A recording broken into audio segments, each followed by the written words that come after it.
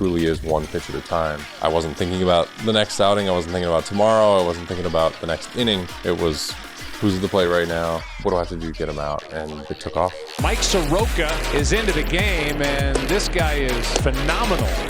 Swing and a miss. Soroka, there's a wave and a miss. How about that pitch? And strike three. First one he's thrown of the day, and it's a beauty. And there wasn't, one thing in particular that I was doing extremely well. It was just executing on a very regular basis. You got to make a quality pitch to get him out.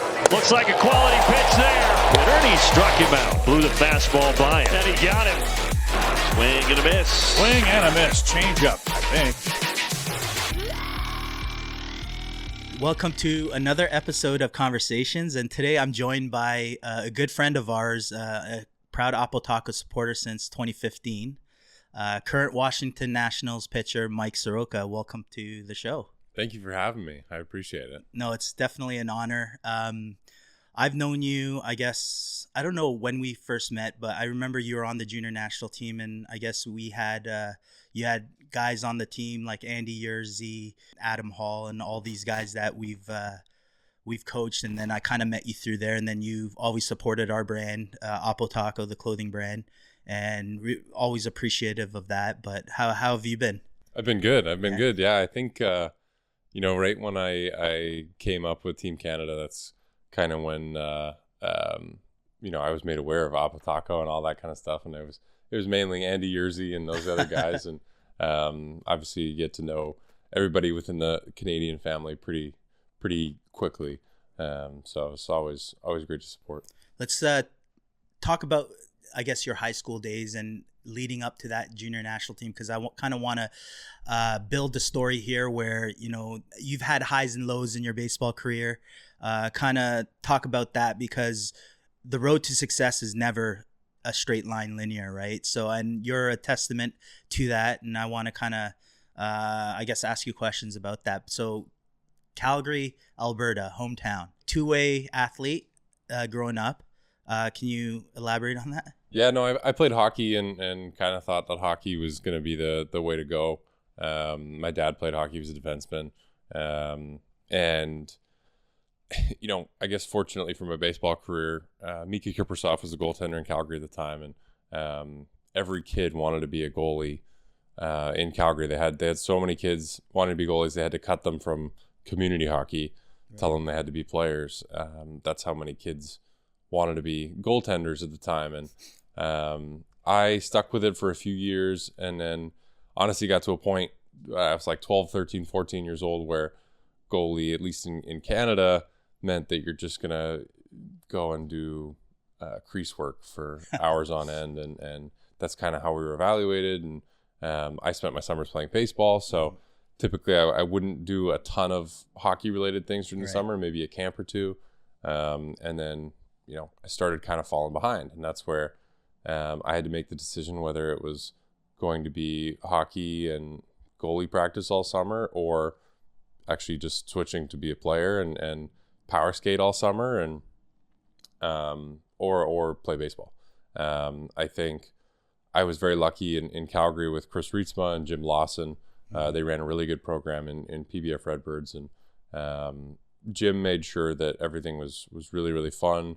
It wasn't breaking the bank to play baseball at the time, especially travel ball. Right. Obviously extremely appreciative of parents that were able to do that, and my dad was able to travel during the summers and bring me around to all the way through Alberta, Montana, and wherever else it took us. I know we ended up in Arizona and pretty well every fall and spring, and I just kind of fell in love with the game of baseball. I think it became something obviously that I was good at and enjoyed. But when I really kind of went into high school and grew a ton, that's when I got quite a bit better. And honestly, the like you said, the path is never linear, but for the first, honestly, 4 or 5 years after that, it was, just straight up, right? It was crazy. And I don't think I realized it at the time, but it moved very, very quickly. So at what age did you realize that, okay, I need to make a decision here, because I guess baseball at the time was kind of taking off for you? Was it kind of like in that high school, beginning of high school time? Yeah, so I guess most like 9th, 10th grade. When it started to coincide with again tryouts and all that kind of stuff for hockey. Is we started to not even get teams that would allow me to miss the first end of tryouts, even if I was playing with an elite travel ball team, and tell them I'm an okay athlete, just give me a chance in tryouts, and it wasn't even that. So I think the writing was on the wall even right there that I probably preferred baseball, and my dad knew it too. It was pretty easy when we kind of sat down one day and said, look, like, I know you like baseball better. It's okay to were choose you good baseball. enough in hockey, you think? You're a good player? I think I would have been much better had I been a player. Again, like I said, I enjoyed playing games. I did not enjoy the goalie practice after a certain amount of time. I just skating around that little crease over and over and over again just wasn't really where I wanted to be. And I think my dad knew it too. So it was just a matter of me telling him that. What do you think, I guess you being a two-sport athlete kind of growing up, how important was that, I guess, the hockey side of it to, I guess, create who you became as a baseball player? That's extremely important. I think, honestly, it's one thing in net that definitely crosses over to pitching is you're kind of one and only. You know what I mean? When you're out on the mound, obviously you got teammates with you, you got people supporting you, but you're out there on your own. Same thing in net. I mean, you're the last line of defense, and you're the first person that's got to take ownership when things go south. And I think the mentality of that for sure plays a part. But I think the grit in hockey always transfers over to any other sport. To be honest with you, I think it's just that getting fired up, getting ready to play and play hard. And I don't know. I think all those little things that you learn. I used to bait guys all the time to throw or to shoot at glove side because I had a decent glove. And now, obviously, to take a comebacker on the mound, you need a glove. And there's little things left and right. I think being in that position in net, kind of that half squat position at all times. Built a good lower half base for me, and obviously as a pitcher, you need a consistent and stable lower half to have a good delivery. And it's endless. I think my dad left the basement unfinished for me, and he put up plywood all over the basement so I could shoot pucks down there. And that's awesome. Like I said, I had a lot of fun with that too. So whatever I wanted to do down there, I could hit golf balls for all I wanted. It was everything. And I think golf's obviously one of the more immediate ones too that kind of transfers over to baseball, being that it's rotational. But right, you mentioned Chris Reitsma, and I know that name well because when I started coaching the junior national team, this would have been back in 2011. Chris Reitsma was our pitching guy, so I got to spend 3 years traveling around the world with him. Very interesting character, very positive, very successful career as well. How has I guess Chris Reitsma impacted your career? Yeah, I mean he was the guy that showed me that it's possible for a kid from Calgary to be a baseball player. It didn't really matter. The immediate opportunity that was available is kind of, if you're good, they're going to find you.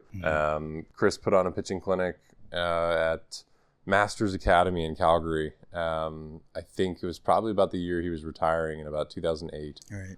And it was just the basics. It was just, we're going to do a rocker drill. We're going to do a couple other things. He's going to teach you how to do a dumbbell, shoulder program, and kind of giving some kids some basics to pitching. And, he wouldn't remember it at the time, but I remember doing all right when he was watching. And when he was at pitching days with PBF Redbirds with Jim Lawson's program, everybody knew that he was there, and that's the guy you wanted to impress. And, he became obviously that guy for me to watch and listen to and learn from, and over the years has become a true friend. And almost like an older brother in some ways too. So very, very lucky to have him in my life, and hopefully I can be that for somebody else one day down the line. Right. And part of the ties with Reitsma is Baseball Canada. You know, along with Greg Hamilton, you went through the junior national team program, and obviously Greg is a huge piece. Kind of doesn't get the spotlight usually. He doesn't like the spotlight, but we want to, I guess, shed more light on that of Greg Hamilton and the impact he's had on multiple, professional college players. He's impacted my life. He was actually the first junior national team coach when I was a player. So just seeing the program develop, and then yourself going through the junior national team with Greg, how was that experience for you?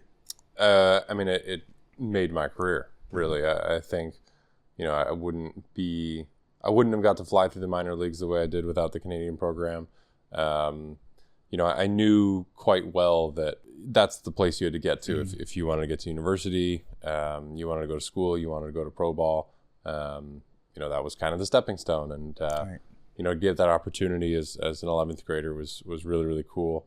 And Chris was obviously the pitching coach there at the time too, so he helped me kind of move into that and learn really, really quickly. And I think, again, the biggest thing for me and the connections that Greg and all these guys have, I mean, yourself, you guys know everybody in the industry. The baseball community is tight in general, not to mention just Baseball Canada. But, I think it's something for me that what was really invaluable about it is somebody that's going to shoot you straight. Right. I think we're in a world now, especially in the youth world, where there are people selling you something left and right, and that's not Greg.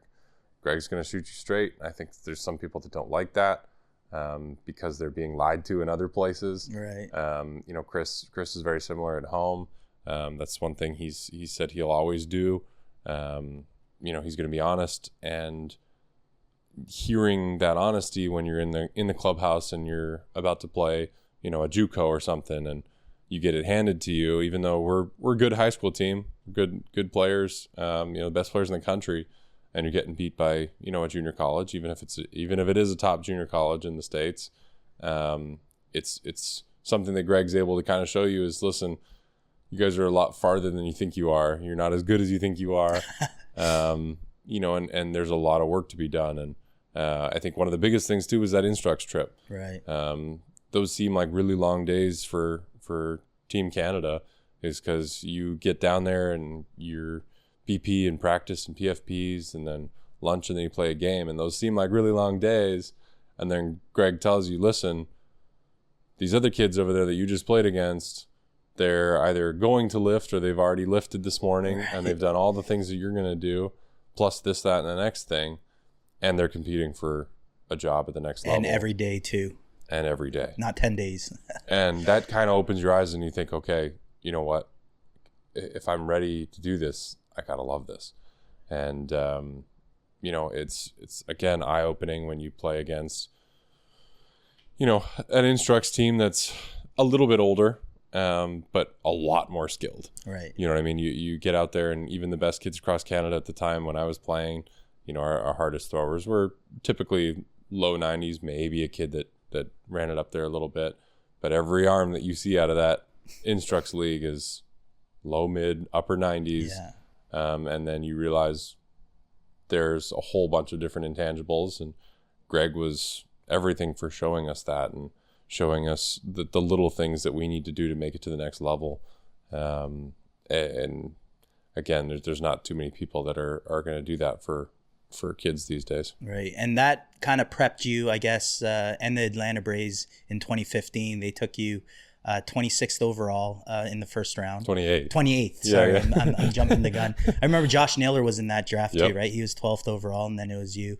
What was draft day like? I remember I was going through a couple clips, and I seen, I guess it was one of your buddies. He recorded the whole process of the draft. You guys were watching it on TV. What was that day like for you? It's a surreal day. I think it's something that you almost can't believe is really happening, even though, at the time leading up to it, actually even that fall prior, I still probably wasn't throwing hard enough and physical enough to step into pro ball. I thought for sure that college was going to be the route that I wanted to take, and I didn't think I was going to get a good enough look in pro ball right away to make it worth stepping away from college. But kept growing a little bit, kept putting on some size in the off season, and came out throwing 5 miles an hour harder. And all of a sudden that kind of put my mind at rest that if I went to pro ball, I'd be able to compete right away and move through. But when that day comes, there's a whole ton of emotions, and obviously you don't really know what's going to happen, even if you're hearing certain things from your at the time was advisor and wasn't allowed to be an agent. Yeah, that's true. And Mark Pieper, another he's my agent, and he's been really tight with the baseball community in Canada for a long time, and again, shoot you straight, tell you what teams are saying. And I think the Braves, a few teams had their eyes on me at that point, kind of in that 28 to 35 window. And I think the Braves actually might have jumped the gun a little bit because they thought the Blue Jays were going to take me at 29. But we had got information that they weren't. As long as they don't know that. So I think, it was right before the pick. I got a call from my advisor. I got a call from Mark, and he said, we should be good here, and congratulations.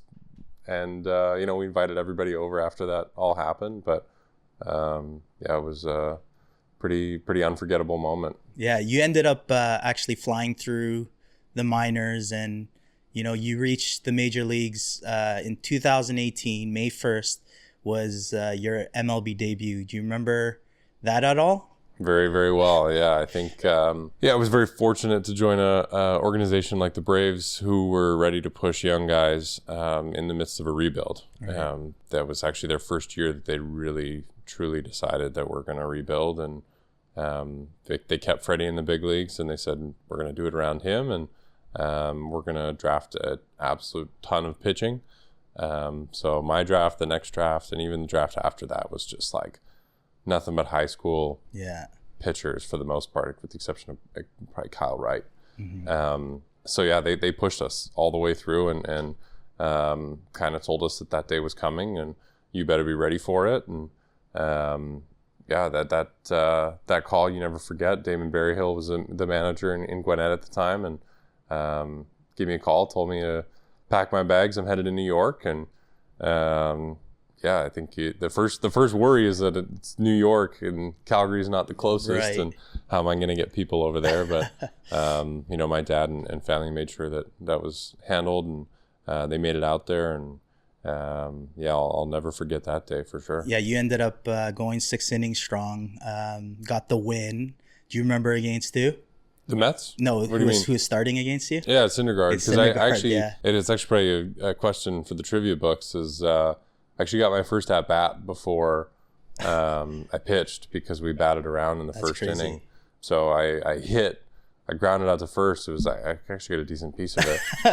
Grounded out to first base, and then had to go back in and grab my stuff and go pitch. So before you threw your first major league pitch, you got your first major league at bat. Correct. And that's wild. And I checked the box score, and it was a 3-2 ball game. So that was crazy for the Braves to kind of bat around the first, but then it was a tight ball game. It was a close game, so it wasn't like a blowout or anything. But that was very interesting that I saw. Do you remember who was playing behind you at the time? You mean the whole field? Yeah, so first base. Freddie would be a first.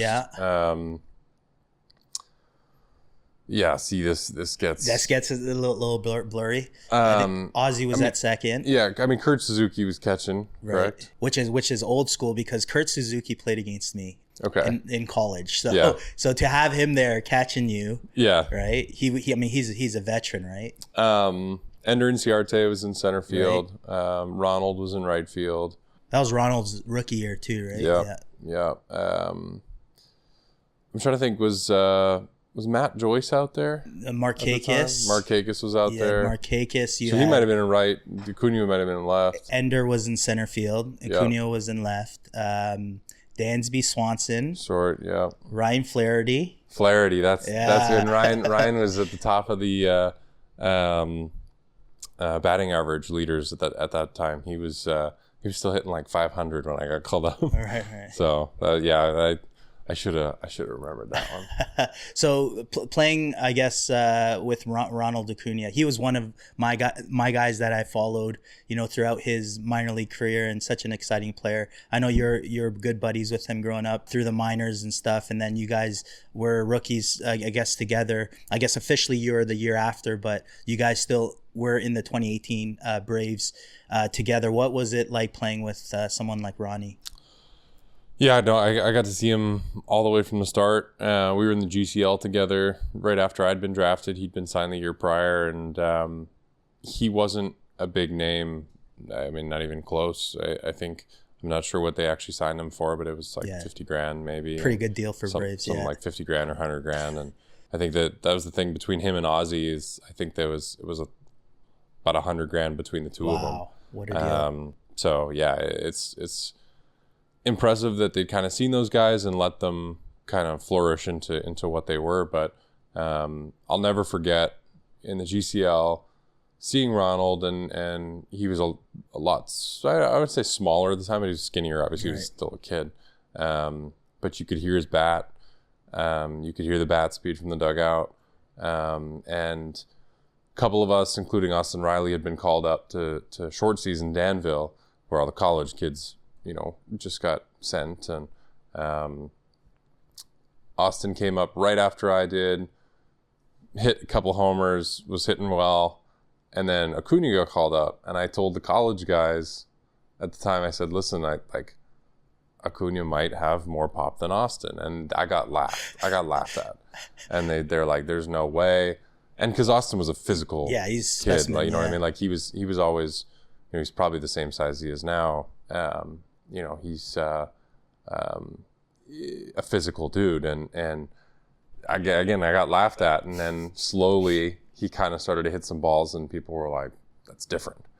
He's fast too. It's you don't see it right away, and then all of a sudden it was that next year in Rome, the back end of the season, we kind of got to see what he did, and then it was the year after that when I was having an argument with Colby Allard in the outfield one day, shagging BP, that I told him, I said, Acuna's best year in the big leagues, he hits over 30 home runs.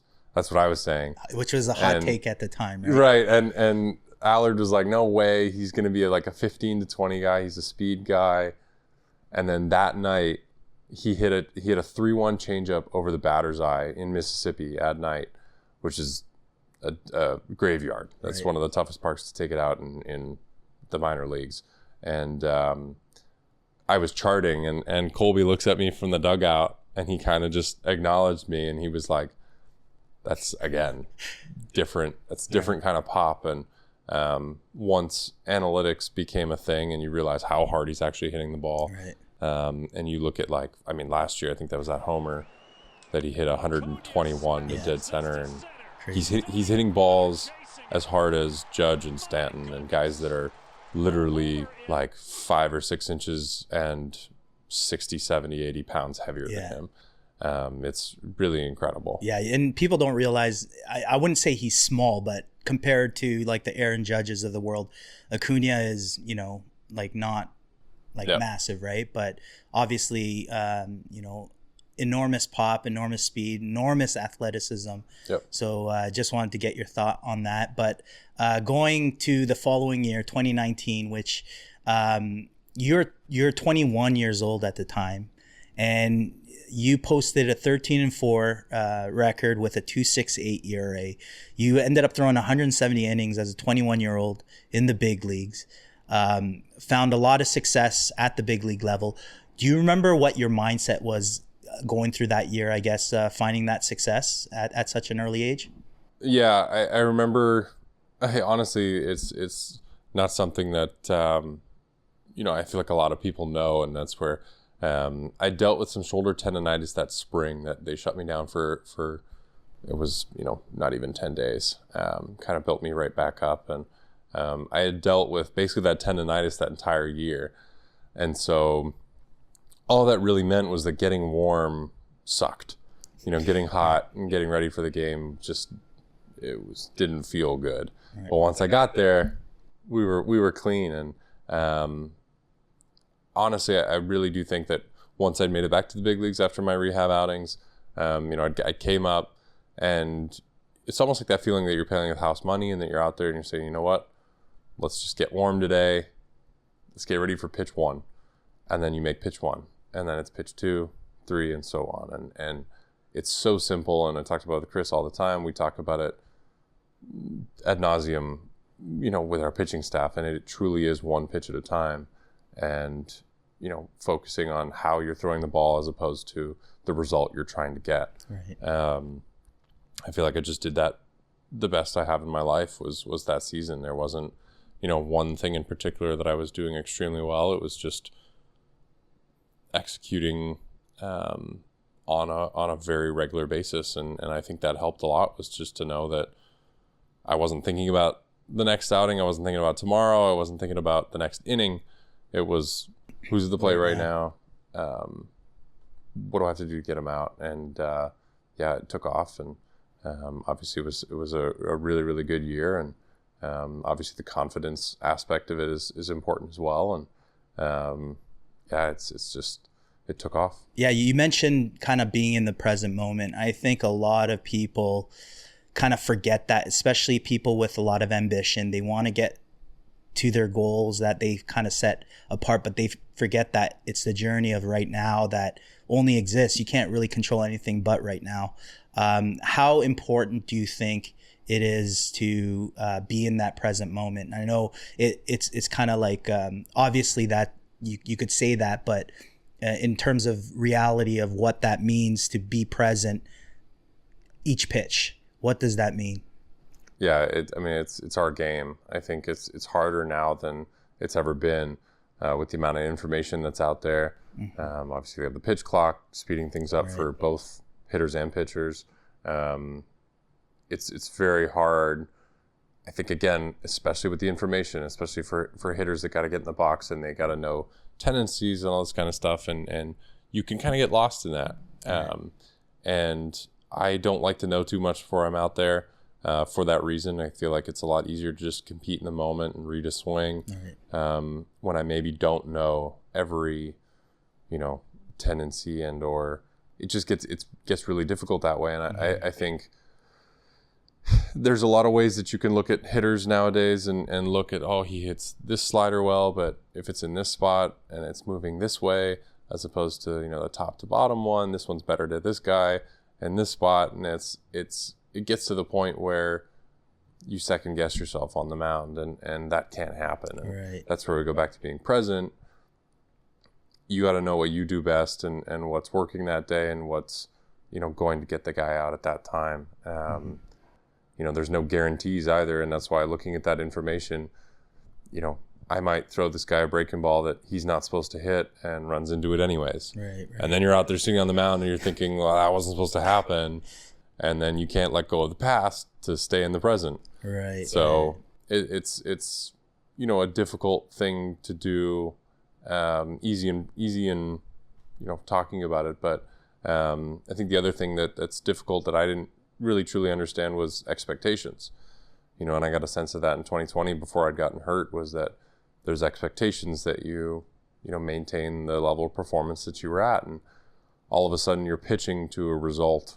And I can say to this day that's, something that I battle, is trying to force a result. Mm-hmm. So it's our game, I think, just as much as any other game. I think maybe golf is probably one of the only other ones that you really got to stay just locked in. Yeah. On the now.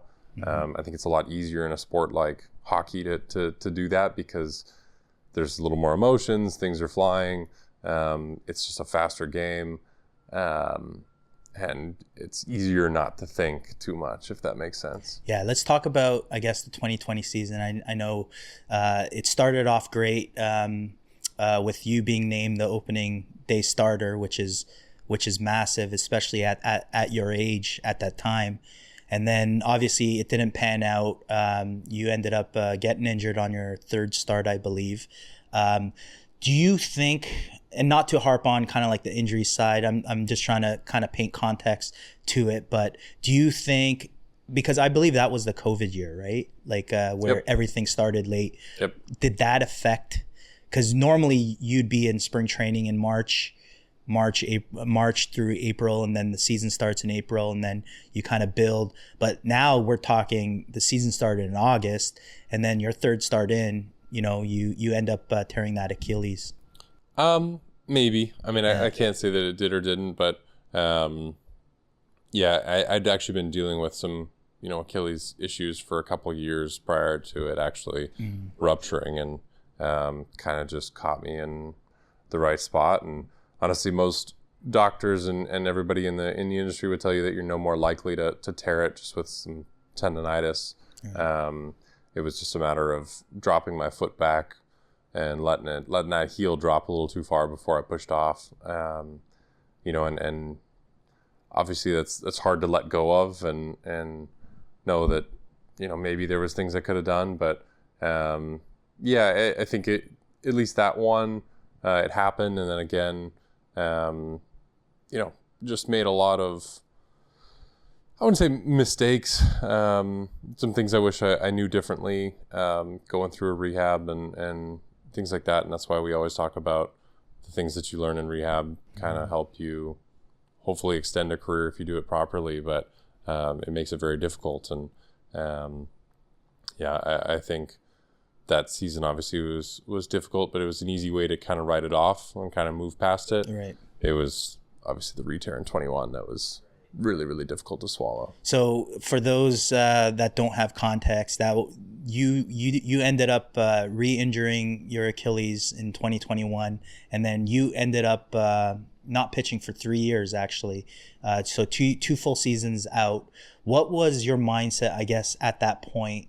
Because obviously the 2020 injury was big, but then now 2021 re-injuring it just from kind of like a freak accident, to be honest. And how did that, I guess, shape your mindset at the time? Because at that time, there could be a lot of things going through your head.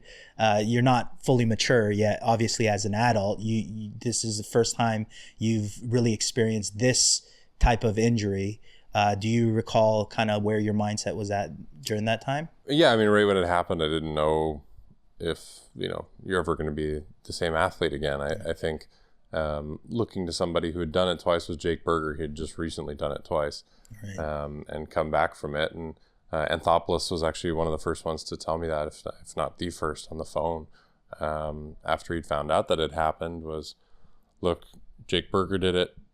It took time. You're going to be fine.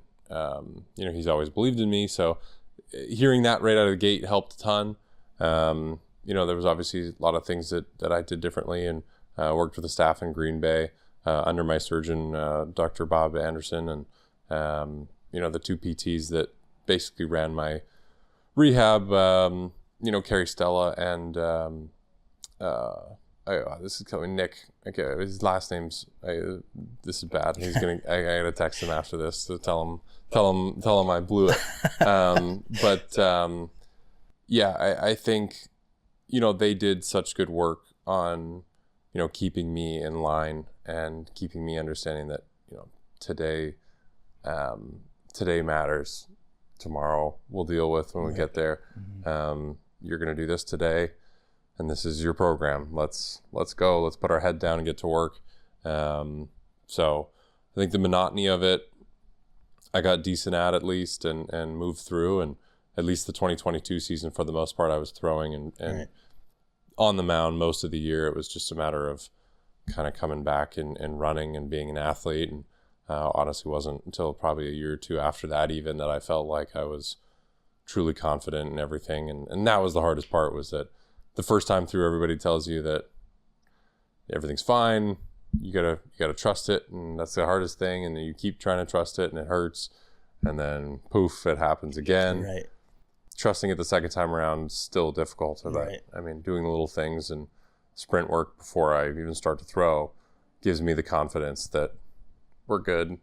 Go be an athlete. Go play. And I promise you, like everybody I interview, it's the same story in terms of we talk about that linear line of success. It's never that way. And people don't see what you actually have to go through to kind of achieve that success. Even in my opinion, results aren't necessarily success. It's kind of like the process and the journey that you kind of go through. And even the story to rebound, to be able to not pitch for almost 1,000 days from injury to your next start with Atlanta in that 2022 season. It takes enormous amounts of, resilience, the adversity that you had to go through, and kind of like shape, I guess, now when you start with Washington.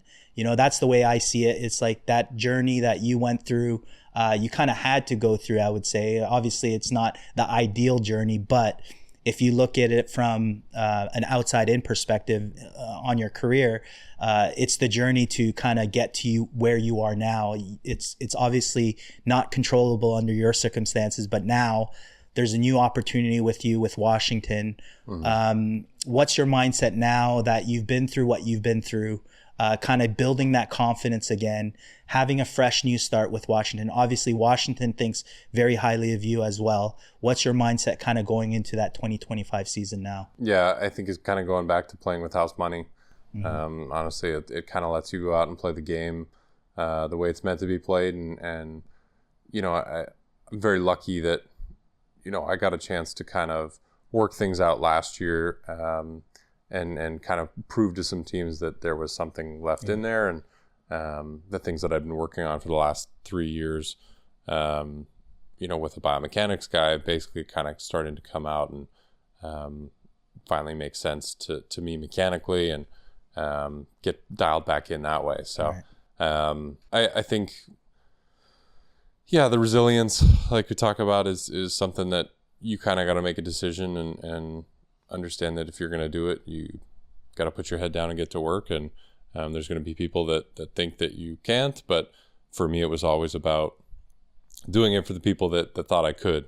Right. I think my dad and a lot of family have been very supportive and understood that if I, just kept going with it, I'd be okay. And so now that we're here on the other side of it, it's a matter of, again, just going out there, competing to the best of my ability, and kind of letting go of expectation of results. Mm-hmm. Again, like last game out against the Blue Jays, I thought I actually threw the ball fairly well. It was a matter of, a couple pitches here and there that they burned me on, and then, a couple pitches and things that went their way. And it's baseball, right? I have to be able to let go and still go out there and get ahead of guys the same way next time out. And, again, make the decision to be confident and understand who I am, not who I was. You know what I'm saying? Right. It's kind of rebuilding, I guess, Mike Soroka now, because it's all the experience that you've been through, and it's not a matter of what happened in the past or what's going to happen in the future. Going back to the kind of what we talked about of being present in the moment now is so important, especially on your journey. What would you say to, I guess, a younger version of yourself, someone who's watching this, that's dealing potentially with injuries and rebounding back, thinking maybe their career is done, or maybe it's, I'm not the same person? What piece of advice would you have to someone like that, or a future version? Yeah, it's difficult because, a lot of the stuff that I know, obviously physically, to do properly the second time around I would tell, but on one side of things, I would want to tell myself to just relax and kind of not push, but at the same time, that is kind of what kept me doing all the little things every single day to get better for tomorrow. So it's kind of a double-edged sword that way. Is you can say relax and let things happen in a rehab, but you still need to kind of attack it and do everything possible. I just wish that there was kind of a way to take the stress of tomorrow out of it, right, if that makes sense. But still do the work, do everything that I did.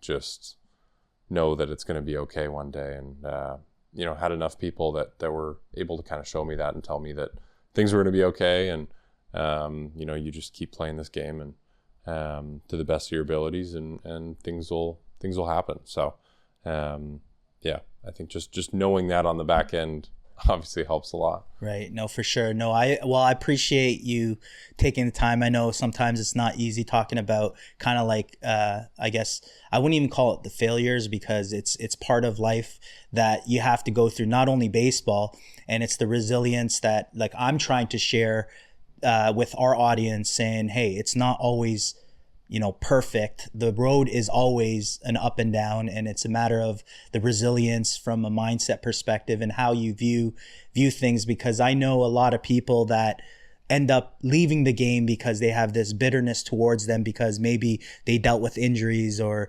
I've dealt with injuries myself my whole career, but it's something that is out of my control, and it's basically what I can do to prepare every day to be the best version of myself. So I really appreciate you coming here. You're obviously an incredible human being, which is so important in terms of even why we're having this conversation. Is someone that I wanted to definitely talk to, because you have extreme value. And even though I guess the last few years have not been your expectation, I feel like you're building yourself into a new reinvention. And to me, that's success. And I want to thank you genuinely for having this conversation. I know time's busy. We're in the middle of the series. You guys are in travel day right now, about to play the Jays in the third game, but I really appreciate the time. No, thank you. It's been great, and it's always good talking about this kind of stuff and getting that perspective too. And you're right. I think realizing that it is a success and there is reason to be confident, and coming back from things like that is really important. So thank you. Awesome.